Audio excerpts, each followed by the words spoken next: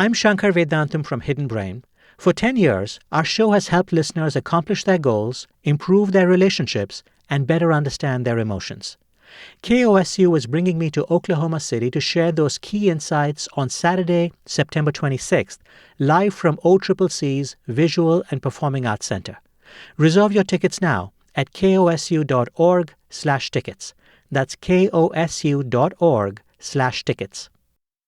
Support for the Red Dirt D&D podcast comes from Home Creations, Oklahoma City builders providing homes in the OKC metro for over 40 years. New home safety features include anchor bolts, oriented strand board, and tornado straps in the event of severe weather. Features and locations at homecreations.com.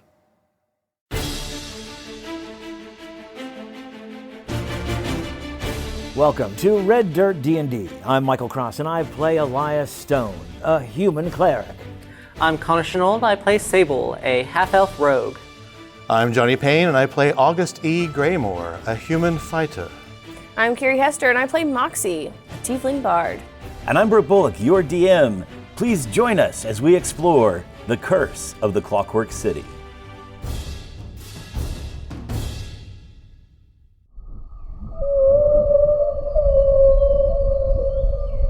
Our heroes have approached the head, the front of this titan that is moving through the land as if a whale is moving through the water. A ring of towering palm trees encircles this crystal clear freshwater spring, this pool that kind of bubbles maybe from within the titan's body, maybe just there resting on top like some of these set pieces of foliage, and this strip of sand that is the backbone along the spine of this titan.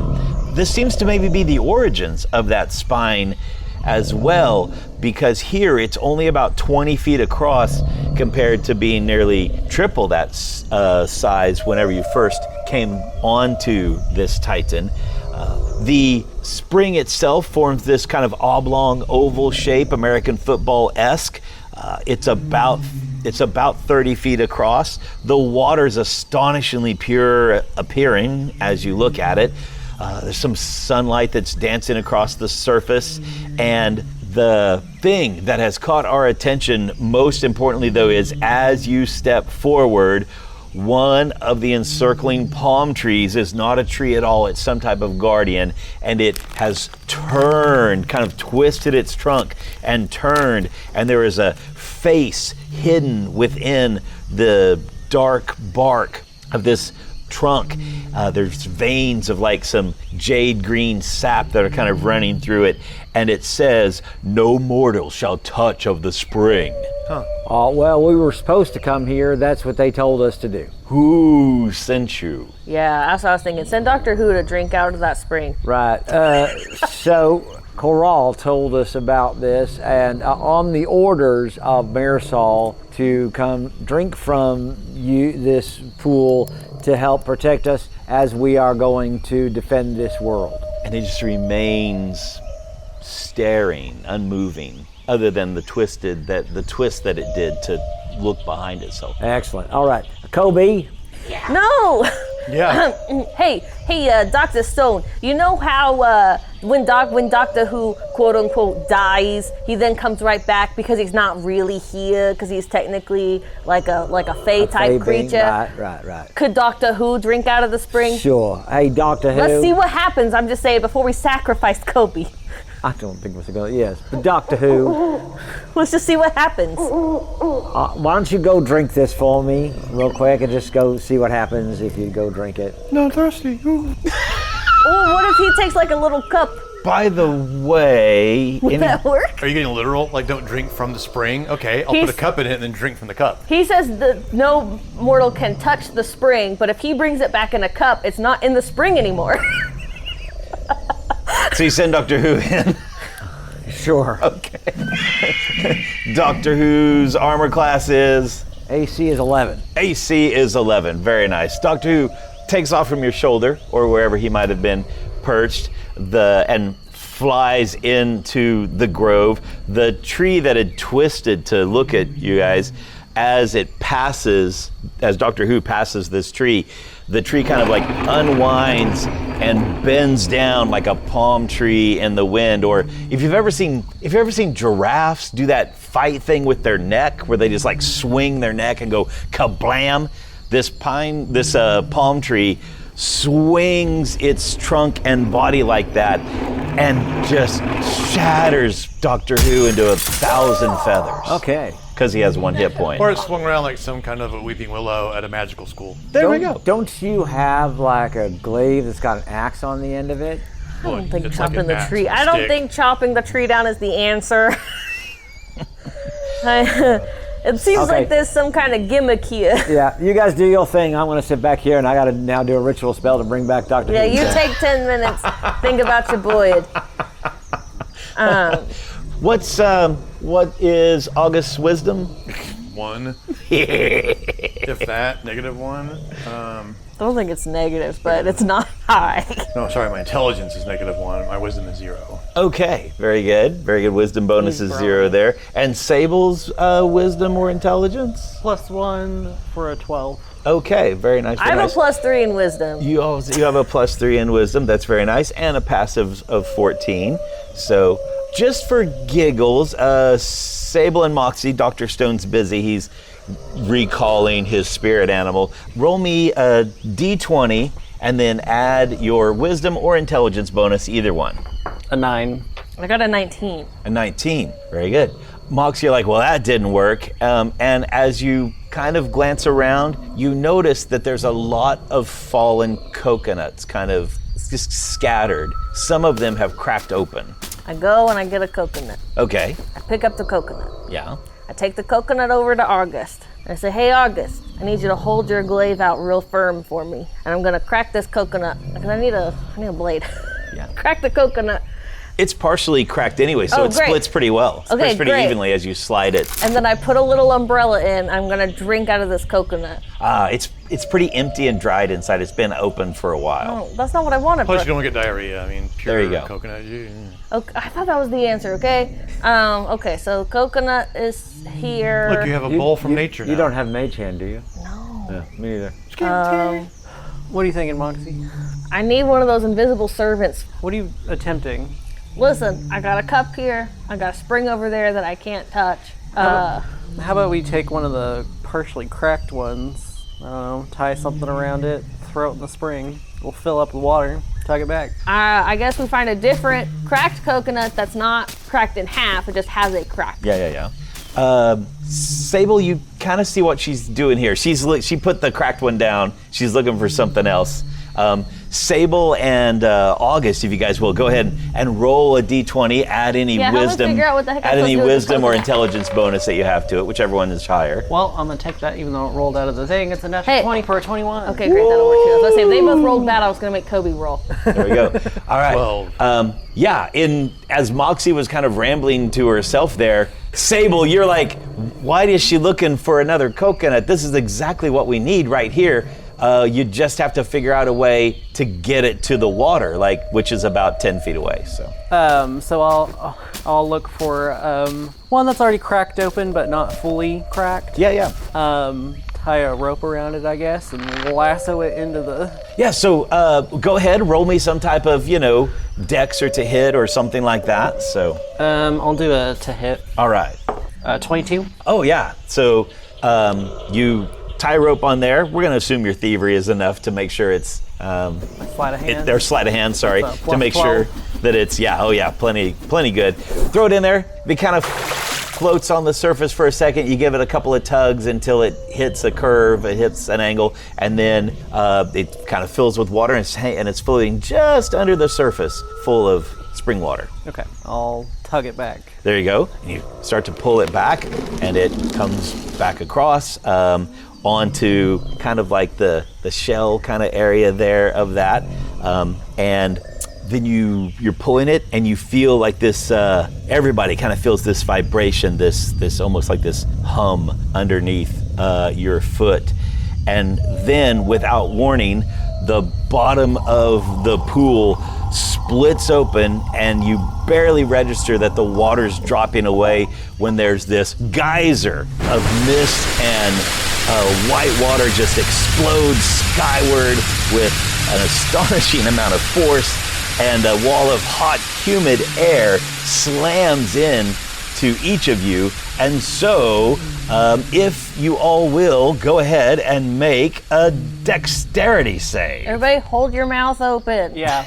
Just it's shooting the water up. Just hold your mouth open. I only got a 12. Okay. 26. 17. 16. Alrighty, so everybody but Moxie.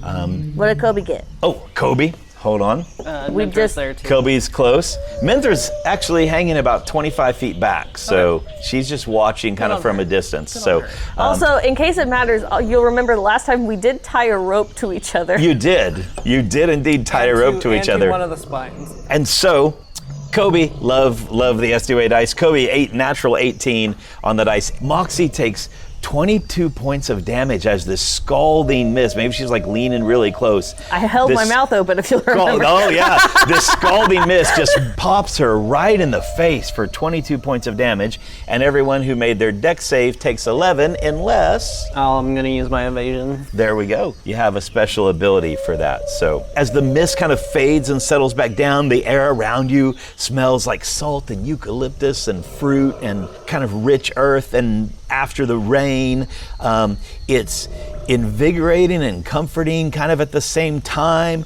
And then you kind of feel this rush, and the air like rushes by you and down into this gap, this hole where the spring was, and then that black slit closes up tightly again, and you can hardly notice it's there, and it starts filling back up with spring water again.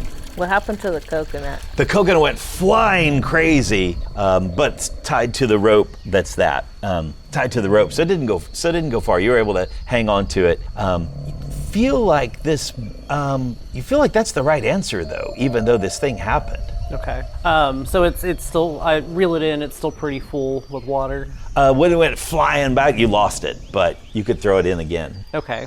Okay, maybe we hide first this time, though. Longer rope. Yes. Yeah, okay. I'll throw it in again. But before we throw it in, we all go back into the jungle. You'll go back and stand by Minthra. We'll go save my Minthra. I'll stay near the front. Okay, go ahead. So it's gonna be a 19. Alrighty, and yeah, into the water, same thing. It floats for a second, you give it a couple of tugs until an edge of it catches the water, drifts down under, and floats just under the surface of the water. You pull it back, right? And if the geyser happens again, I'm ready to keep a hold of that line to where the coconut doesn't go flying. And you pull, and it comes off onto the hard skin back of this Titan, and you're able to pull it right to yourself, like along the ground. Real quick, I'm giving you 12 points of healing to you. Thanks. You're back up to full. No, you're not. I'm at 47. There we go. 47 out of 57. So I got the coconut? Yeah. Okay. I will bring it back to my companions. There we go.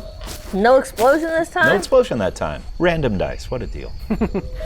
All right, who's drinking it? I mean, I'm going to drink it. What if it heals me the rest of the way? Give it a try. I'll be the guinea pig. Okay. Unless it's a shell-shaped house. Yep. Fire away. Listen, I'll drink your thing that's already attacked us twice. this thing's it's not messing with my mind, though. That thing was messing with my mind. Well, this has the potential to mess with August your mind. doesn't know that. Yeah. It's not messing with your mind yet. Yeah, I don't know that. August seems very skeptical. He is watching, August has full faith in her. It's not giving me the heebie-jeebies. There you go. So you take a drink. Yeah, just a little sip. I don't want to take it off. We got a lot of people in this party. I don't know if they want sips or not. It tingles and it's something, but you tell you need more. Fine, 2 sips. All right, very good. So Moxie takes the equivalent of what would be like a big drink, and there is kind of this tingly feeling that comes on the inside. it's like the opposite of the way alcohol burns. It's just this soothing, almost menthol, minty. I'll say so. It's cold. It's cold and crisp and tingly though, right? As it goes down in, and the motion of the Titan becomes much more stable for you. Like you don't feel any type of sway or move as this thing is rolling through the ground. Excellent. And I'll hand it back to Sable. Hey, I don't know if there's other consequences or affectations or something, but it'll help you get your sea legs. Can I borrow that for a moment? Just a little bit of it? I'm going to put it in a bottle of brew tasting and see what it is. Oh, yeah. Very good. So you pour it in the bottle of brew tasting. And what kind of things does your brew tasting decanter identify? I have no idea. It's just, it literally just tells me what it is. Just list the ingredients. Yeah, well, it just tells me what it is and what it does. Yeah. So it comes across and says saliva. The effects of the liquid are also listed. Oh. Not just the contents, but the effects of the liquid will appear. Oh, awesome. So it says saliva, and then it also says sure-footedness, and then it says invisibility to undead. Well, that's disturbing. All right. It's delicious, though. All right, there you go. Absolutely. And do you keep that to yourself? You're like, huh? Or do you gross everyone out? I'll just actually drink straight from the bottle. And so you take a big drink, same song, second verse, tingly, minty, invigorating. You feel it going down, and then the movement of this Titan just becomes really stable. It's like you're standing, even though it's still moving, the ground still, 20 feet away is still rushing by. You feel very stable. Excellent. I hand it over to Sable, and Do either of you guys say what the effects are? I said I don't know what other kind of consequences it has, but it will give you your sea legs. Okay. I'm gonna force Kobe to drink some. You're like, Is it syrup? Yeah. it does that big nostril flare, right? And then goes ahead, and a little tongue comes out, and he's like, he kind of does a little squat like a surfboard guy, kind of sways back and forth a little, and he's like, and he rushes it over to August. He's like, It's stable. Not stable, stable. Fine. I'll take it and drink it, and then just hold my hand out for whoever is next, and I'll kind of. I'll take it from What? you, and I'll take a sip or take a drink. sure. Again, same thing, fourth verse, and you notice Minthra a few steps away as you all had backed up toward her, right? Minthra a few steps away. By the way, Minthra and Kobe are as themselves. Neither one of them is wearing the disguise of the elegant man or as Kobina, Usa Kobina. Well, previously, Sable took the hat back because Kobe was mad about it. That's right. And I'll hand it off to Minthra. And she is able to take a drink. That was 6 of you, and she kind of drains it. There's just enough in there. She shudders a little, like she's taken something really sour, and she's like, oh, that's interesting, and then hands it back. Okay. Well, that did make this ride a bit smoother. And I'll kind of look where we're heading and kind of glance back of how far we've come. How far have we traveled? You guys have been moving inland and across the water and then inland quite fast. Maybe 6 or 7 times faster than a human could run. You've been going very, very quickly as the landscape rolls by you, and you're probably a good 2 miles, 3 miles into the island. So somebody wanted to be in charge of fate. Go ahead, roll a little percentile dice. I'll do it. All right. Roll a big percentile dice. Or a big percentile dice. The 100 percentile dice of golf ball of Johnny Payne, if you wish. We're so good at these percentile dice. I know. Don't let Moxie roll it. I rolled a really good one once. 59. We almost got the nice number. Oh, very good. 60. I love that number. Just gonna round up. Everything goes well for another hour or so. And- Excellent. At that point, Yes. I am going to take a short rest. Oh, very nice. Get back the thing that I lost, and I'm also going to, because that'll give me back that channel divinity that I use to heal you. Are we all taking a short rest? You indeed may all take a short rest if you want to. It's an hour of time. I might as well get back a hit die as well. Heal yourself up to full, or roll your hit die. So I got 6 back, so I'm at 61 now. Okay. I'm at 73, Michael, instead of 70, instead of 50. Something. Awesome. Ooh, nice. And Moxie, did you heal up? Yeah, I'm at 55. Excellent. All right. Do we want to get off a little bit before we hit the ruins? Hold on a second. The temple. Did we say that we could talk telepathically with this thing once we drank the water? I don't think we can talk to it in that it can like say, hey man, how's it going? But we can be like, help us please. We can like pray to it kind of. Yeah. And then she'll hear it and then she'll decide whether she wants to or not. So I think I'm going to see if I can just sit down and just kind of meditate and see if I can communicate with She Who Swims. All right. So your mind is reaching, and there's you get that feeling sometimes when you're in a dark place or your imagination gets going and you get that feeling like that there's something behind you, you know, or you have to walk down the hallway to turn on the light switch at the end of the hallway, right? And you get that feeling like there's something there, right? Dr. Stone, as you reach out, you get that feeling like that there's something there. And it's not necessarily scary, it's just large. Am I in the presence of She Who Swims? Child. Oh, wow. Oh, okay. Hi. Sorry to bother you, but do you have an understanding of where we're going? Save. Yes. So where can we expect to be dropped off? Soon. All right. And how will we be dropped off? Do we have to jump, or are you going to just like lower down into the ground and we'll just kind of be a part of the ground once you get through it? Ride. All right. Well, I've got to say, it's been a pleasant ride so far. And there's an uncomfortable, awkward silence, like there's no response to that one. And so I'm going to let you go now, and we look forward to wherever it is you decide to drop us off. And so I come back and I say, oh, that was really disturbing. So she's going to drop us off really soon in a place where we will be safe and we'll be able to. So I don't think we need to necessarily jump off, or I think she's going to know where to put us. Does that make sense? Yeah. That's what Coral made it sound like. Yeah. If you don't mind, roll me a wisdom save. A wisdom save, okay. Oh, good. I'm glad. If anyone talked to her, it was the guy with like a +9 in his wisdom saves. I don't think I could talk to her with my 26. Oh, with your That's important. His You've got the ring. ring of mind shielding on. Mm-hmm. Yeah.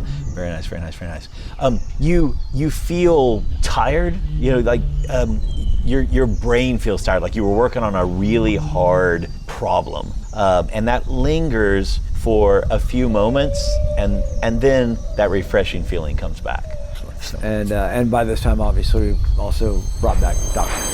Yes. Definitely in that hour time period. We've done a short rest. Maybe we've done some hit die recovery. You've brought back Doctor Who. And it's not long until you all see, if you happen to be looking around, in the distance, there's this dense fog up ahead. It seems to be 10, 20 feet tall from the ground up into the trees. And She Who Swims the World, this wandering atoll, slows, and there's a shudder kind of in the passage of the earth that goes by. Maybe it's from the Titan herself. And then you enter into the fog, and there's a definite lurch. But perhaps because you drank from the spring, you're able to keep your stability and stay with it. And the Titan's speed slows dramatically down to that more of like a sprinting human than a speed 7-8 times that. The fog as it rolls across is really thick, and the visibility is only about 10 feet. You can see shadows in the fog out to about 20 feet, like trees coming by and things like that. I'm going to untie the rope that we had around one of her spines. Okay. Oh, yeah. Excellent, excellent idea. So now we're just tied to each other. Yeah. Yeah. Sable, Dr. Stone, you guys both have a passive perception above 18, yes? Yes. 19. Very good. And so, as the force rolls over her back and you all are kind of safely near the grove, in this narrower 20-ish yards of kind of sandy spine area, you notice the atmosphere of the forest has changed. Some of the trees going by, many of the trees going by are now much more coniferous than they were, that deciduous coniferous mix. The pines are still huge, but you start seeing some that are draped in like curtains of gray moss that hang like funeral veils. A few of the trees going by are blackened, and then there's some occasional ones that are all gnarled and twisted up as the land is going by. That anybody have any skill in nature? I don't think so. No, I do. I mean, Dr. Stone would have the most because it's a wisdom. because it's an intelligence. Is it intelligence? So then Connor would have I've got survival. Oh, survival. Survival too. Can I assist him on his survival? Anyone? Yeah, What is your survival? It's a +5. How about you assist me? Okay. There we go. Yeah, go ahead.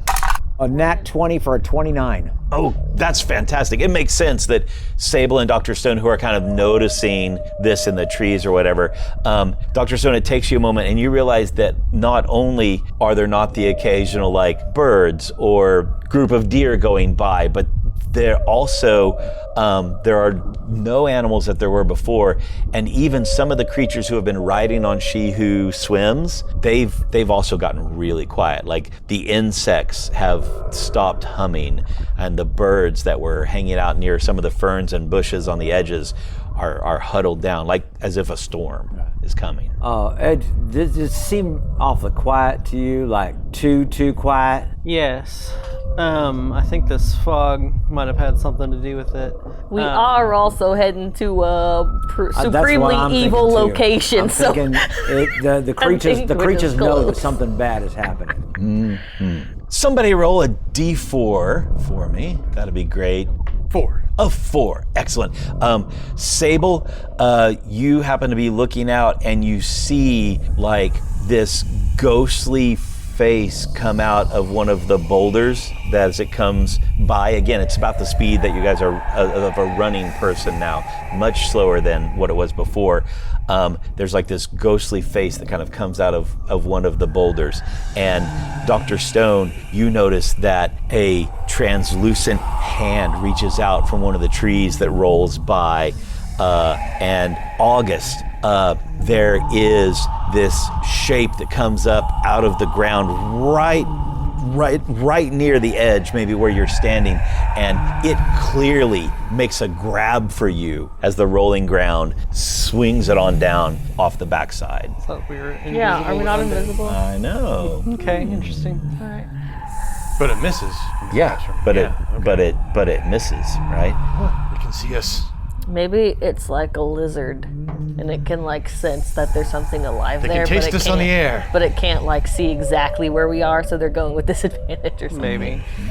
And when August says something, that's when anybody can notice that the flowing forest, this blackened trees and moss bedewed branches and the occasional gnarled tree, that there are just dozens of restless spirits moving through the trees. And Dr. Stone, with your wisdom, you know that if you were like moving as a normal person, and a runner is going to get exhausted, right? But if you were moving as a normal person, that there would quickly be scores and scores of these spirits around you. But they just keep rolling on off of She Who Swims, off of her back, and just tighten like pebbles down a cliff face, or like the foam on water in a stream being swirled around rocks. We ain't gonna do anything. I don't know why you're looking at us. We're just gonna wait till we get there. Just wondering. So, I'm not doing anything until we get there. Kiri, go ahead and roll a D4 for me. 4. A 4, excellent. August, you happen to notice, maybe because that thing that reached out and grabbed at you, right? Maybe you turn and look back, and the land that rolls off of this creature, right? It doesn't look as tainted. There's something, it's not clean and pure and vibrant, but looking back behind you doesn't creep you out as much as what's rolling over the front. Dr. Stone, Yes. is this our presence? I turn a motion behind. I think this is just that we're going deeper into the haunted isles and we're getting closer to this temple of evil, and so it's getting worse and worse as we get closer. It's a good thing we're not actually walking out there, because I don't know if we'd even make it. It's the other way. So the land coming up in front of us is more pure, and I think I missed that. I thought It's it more was- evil. Is it? The land coming up So toward you. where she who swims is leaving a trail, it's getting like purified. It was you described that oddly. So what I'm thinking though is if I look 10 feet ahead of where we're going, and on a scale of 1 to 10, it's an 8. Right. Not bad. But as we pass it, like behind me, is it about a 6 now? Maybe even like a 4. As we're passing over, our presence is clearing it. Yes. I do believe it's our presence, Dr. Stone. I don't think it's our presence, I think it's hers. Well, Yeah. Universal R. We like to correct everything everybody says. Well, no, Program. I just say I'm not doing a darn thing. It's this thing that we're riding on. Yeah.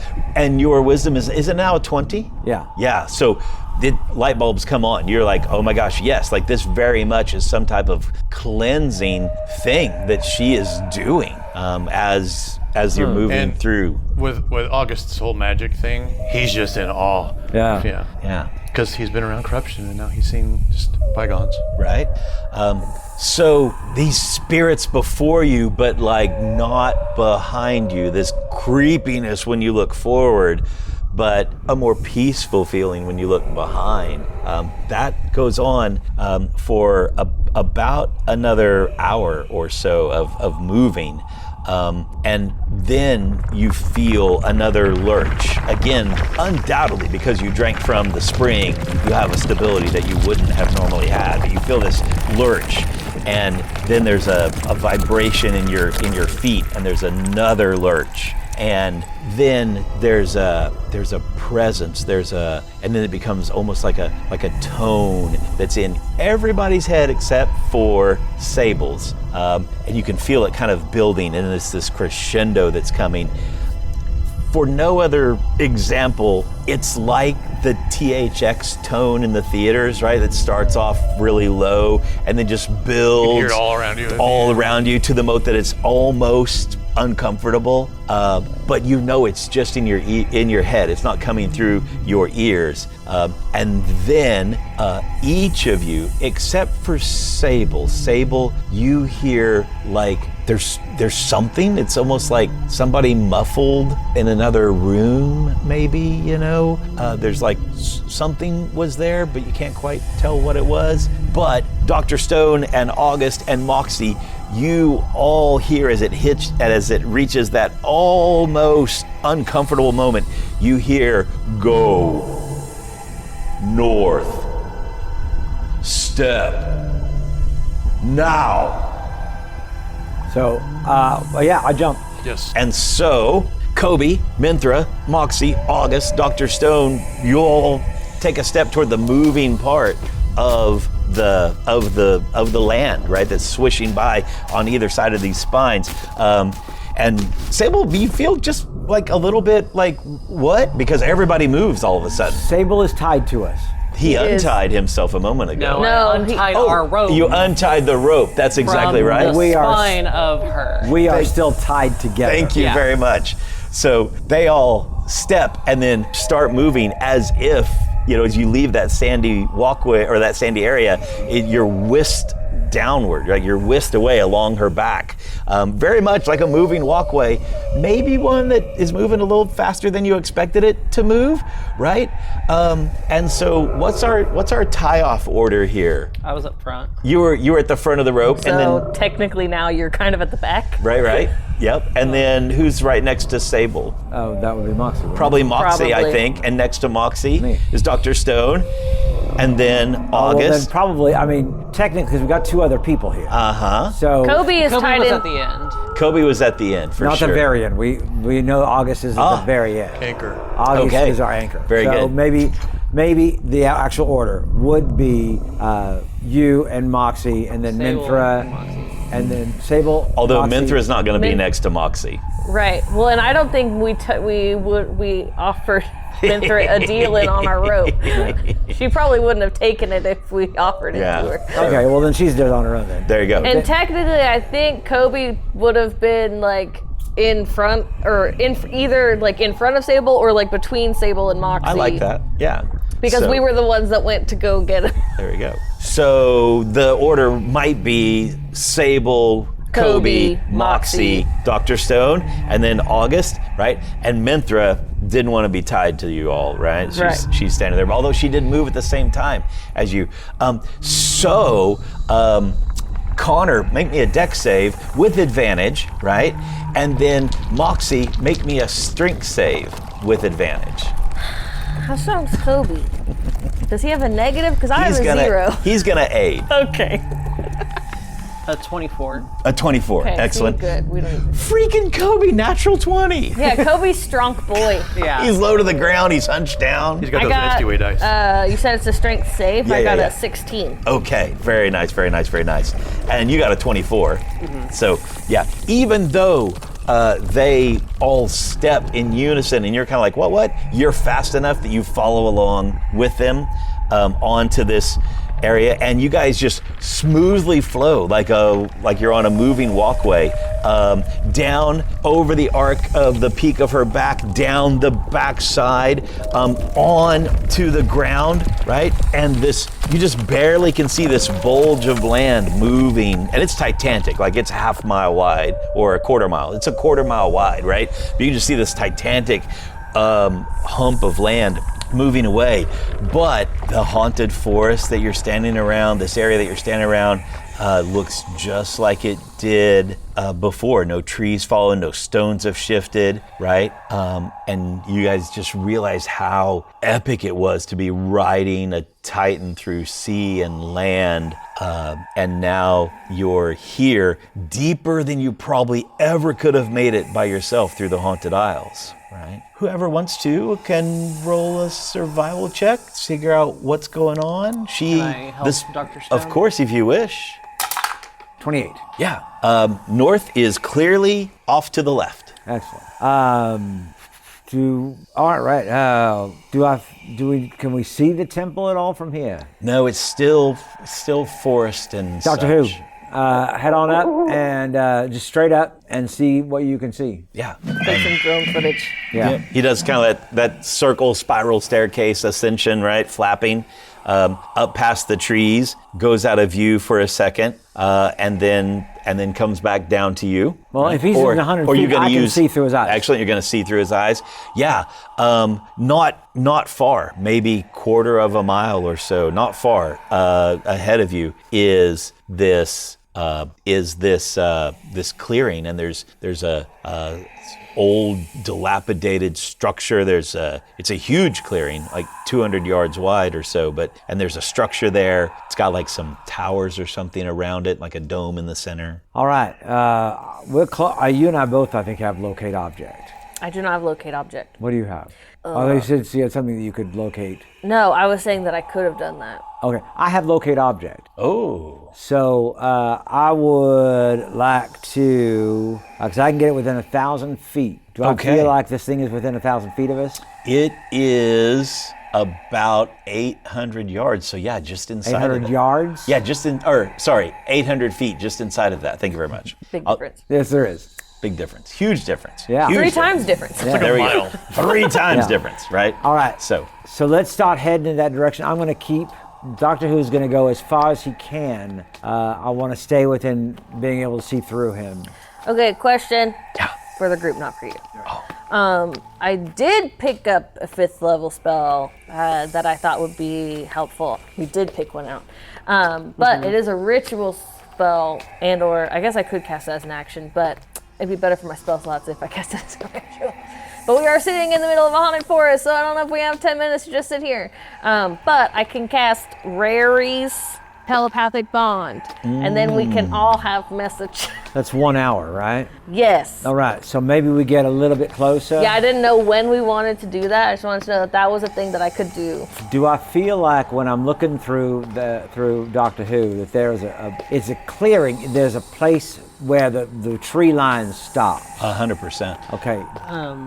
Sorry. No. I don't think you should send Doctor Who too far. No, he's not going to be too far. He's going to stay within 100 feet of me. Because if you send him to scout ahead, and if people are roaming around, there's no animals around here. Yeah. So He'll seeing a stick out. bird is not going to be. They're going to know we're coming. Yeah. Which they know we're coming, but we'll still have a chance to get one up on them if they don't see. So maybe he flies under. So let's bring him back underneath the canopy. Yeah. And he'll fly underneath the canopy and get us and get us to right where we're at the tree line. Yeah, yeah. So you guys start walking that way. Doctor Who is scouting ahead. So he's going to he's going to get to the tree line. And he's going to sit on a limb and just excellent. look out and get what he can. When he's within 100 feet, and I'm within 100 feet of him, I'm going to start looking through him and I think maybe like a little bit in, like not Right. the last tree before the end of the. Yeah. Hiding Right, right like inside. 2 or 3 trees yeah, back. Yeah. He's got the wisdom for sure. And then at some point, I can also do my pass without trace. Oh, excellent. So, Connor, why don't you roll some percentile dice for me? Sure. 83. 83. All right. You definitely have the feeling of just like eyes on you. Like it doesn't quite creep you out, but like there's things in the woods. Okay. So in that case, even though it'll only last for an hour, we're heading up to the temple. We need to be a little bit more smart about this. like what you taught us in that underground area. Yeah. About being quiet. All right. Everybody use those skills to good use. And I'm gonna unknowingly cast Pass Without Trace. Kiri, because your dice have been stealth. so faithful to the DM, go ahead and roll some percentile dice. 38. 38. You start hearing whispers. Since you picked me, Moxie, to hear it, Moxie has the Dissonant Whisper spell. Does this seem like a similar vibe? Is it supposed to be spooky? It is totally supposed to be spooky, but you don't, like, you feel like it's actual, like, things you just can't see whispering as you guys are walking through the trees. Like, you get it, but it doesn't feel, quote unquote, doesn't feel magical, feels real. Right. She ain't scared. There you go. Excellent. Fantastic. Do you want us to do stealth checks? Yeah. Well, yeah, you could do some stealth checks for Pass Without a Trace now. Oh, yeah. Everybody. There we go. Come on, August, don't fail the DM. Good old stealth check and all that armor. Why, Brook? Because I love you. So, with my bonus of 1 and pass without a trace of 10, I got a total of 12. I rolled a 1. And I got an 18. That's fantastic. Dr. Stone and Sable, you feel this presence and pressure of being watched. You might even start to look around a little bit. It gets so strong. And Moxie, the words almost start to call to you, like they almost become enough where you can make out things like come, join, right? Things like that. And August, some drifting, ghostly shapes come out onto the path and they rush toward you, and we'll find out what happens next.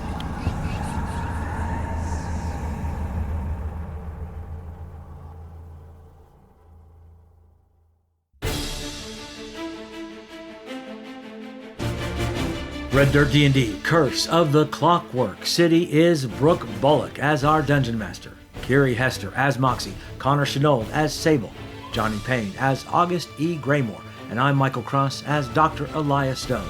Our theme music comes from Ovani Sound. Our sound effects and additional music courtesy of Jeffrey McBride, Monument Studios, Describe.com, and TabletopAudio.com. Dice for the Red Dirt D&D cast provided by ST Way Gaming. You can find us at reddirtdnd.com. If you are enjoying Red Dirt D&D, make sure to subscribe, rate us, and leave a comment. Also, tell your friends about Red Dirt D&D. You can also support the show at patreon.com/reddirtdnd at whatever giving level works best for you. Join us next time as we discover more secrets in the Clockwork City.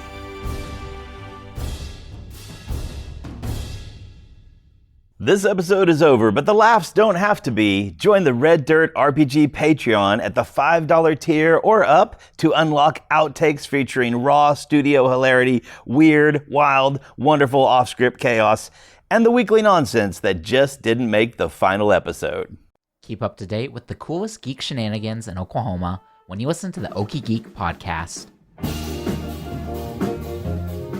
Stay in the know about upcoming conventions, comic books, and the nerdiest happenings in the Panhandle State. That way you don't miss out on things like live Mario Kart, Wizard comics, or board game conventions. Search for Okie Geek on the NPR app or wherever you get podcasts.